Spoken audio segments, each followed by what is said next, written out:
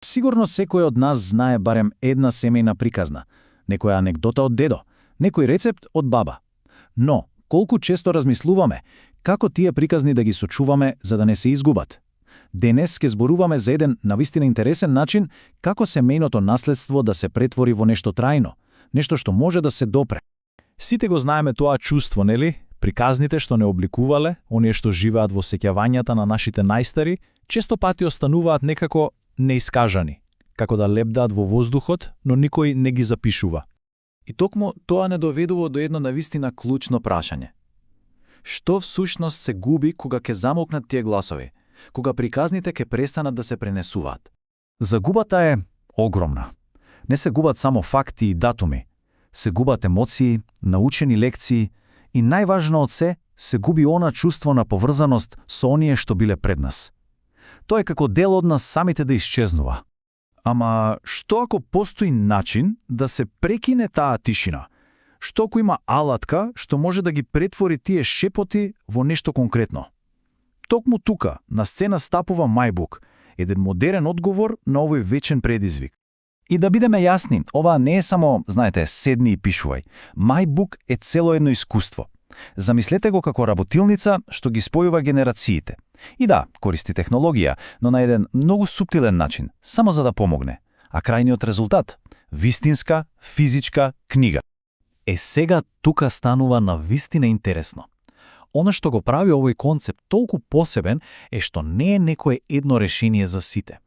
Наместо тоа, нуди две сосема различни патеки, затоа што, реално, секое семејство си функционира на свој начин. Значи, имаме две опции. Првата, патека А, му дава целосна контрола на повозрасниот раскажувач. Тој или таа ја води приказната, а семејството е тука да слуша и да поддржи во клучни моменти.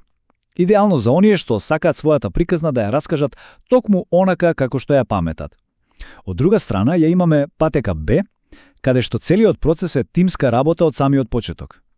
Тука сите заедно создаваат, истражуваат и ги продолбочуваат своите односи. Добро, ова звучи одлично во теорија. Ајде сега да видиме како тоа всушност функционира во пракса. Оваа реченица е самата суштина на патеката А. Гласот на повозрасниот раскажувач е во центарот на се. Тука тој или таа има целосна автономија врз сопствената приказна. Целиот процес е многу внимателно осмислен. Се почнува со лична изјава на намера, еден вид порака до семејството. Потоа следува најважниот дел – непречено снимање на приказната. И на крај се организира посебен момент, еден круг за прислушување, каде семејството добива можност да слушне дел од приказната. На овој начин, повозрасниот член го контролира наративот, а семејството е вклучено на еден многу интимен и почитуван начин. Но тоа е само едниот начин. А што е со другиот? Па тој е сосема поинаква приказна, каде што клучниот збор од самиот почеток е заедно. И тука во патеката Б работите стануваат вистински тимски проект. Погледнете ги улогите. Повозрасниот член и понатаму е сопственик на приказната, се разбира, но помладите генерации добиваат активни улоги.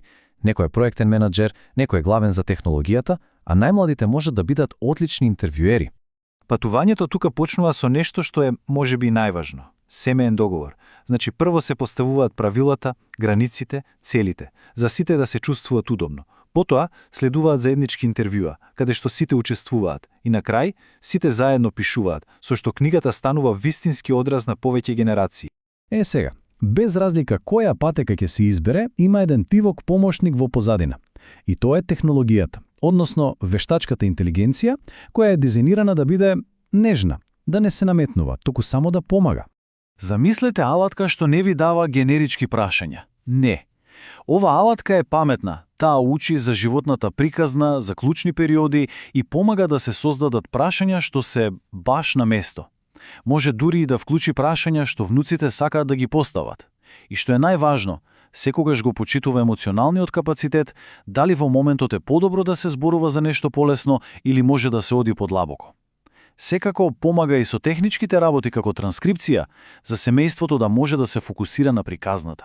Значи, имаме два различни старта, две различни патеки. Но, она што е клучно е дека дестинацијата е иста. А таа дестинација е многу повеќе од само една книга. И тука лежи гениалноста на целиот систем. Не е строго одредено. Едно семејство може да почне со патеката А, каде што повозрасниот член има контрола. Но, како што расте довербата, како што процесот напредува, тие можат сосема природно да преминат во патеката Б и да почнат да работат заедно. Значи, да повториме. 2 патеки? Да. Но една единствена крајна цел – да се зачува семејната приказна на начин што ќе остави траен белег и ќе ги поврзе генерациите. Затоа што на крајот, My Book е многу повеќе од само една испечатана книга. Тоа е процес.